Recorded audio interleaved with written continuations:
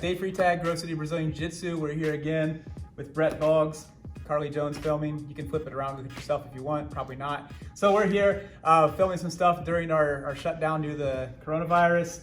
And I want to get into some stuff I really like to work. One of my specialties is butterfly guard, something I've been working for years. I think it's just nature of my build being smaller. For many years when I started jiu-jitsu, guys were so, everybody's bigger than me, and I couldn't close my guard around a lot of guys. So I really became adept at working the hook game. So butterfly guard has really helped me out a lot.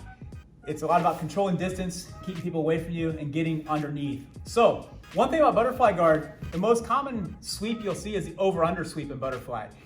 But the hardest part is truly getting that underhook. If you're fighting or competing against a player who knows what they're doing, they're not gonna let you just go and grab the underhook, and I prefer to grab the belt at all times. They're not gonna let you grab that belt. So how do I get to that belt? I'm gonna show you a couple tricks and then complete with an over-under sweep. So I'll show you the whole move first and then we'll get moving. So here we are.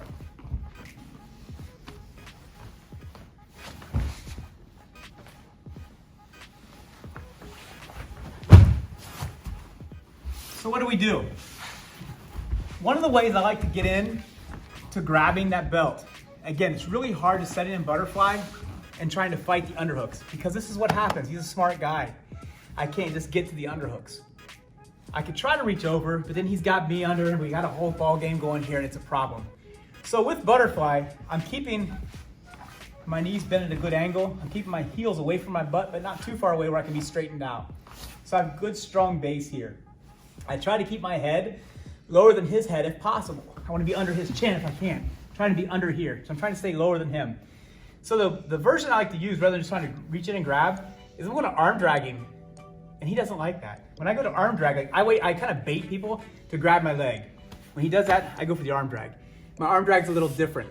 Like in wrestling or if I'm standing up, my arm drag, I'm coming this way. However, on this version, what I'm going to do is I'm going to take the bicep, tricep, and pull it towards my sternum. So I'm making a C-clamp on my wrist. I'm making a monkey grip under the arm, and I'm kind of folding him and pulling.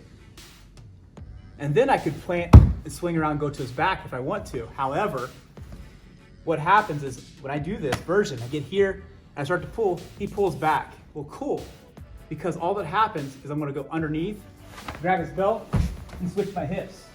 And now you can see my head is lower than his head.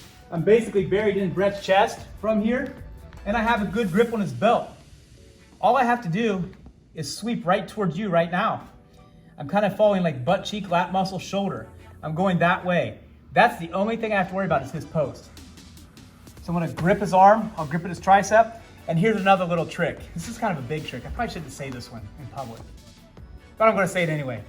As I'm here, the real way to get his center of gravity up, I have to make Brett's butt, his center of gravity lift. To do that, I have to get that butt cheek off the ground. I'm simply just not gonna lift with this leg and lift with my arm. I wanna dip this shoulder. Because anatomically, when I dip this shoulder, his center of gravity lifts, his butt cheek over there lifts, which allows my foot to lift him in the air. So as I'm here with Brett, I have this grip, I'm gonna get his shoulder and I dip him down. When I dip his shoulder down, now I have the base gone. I start to lift, push and go. From here, I could go to side control or kick all the way through the scarf hold.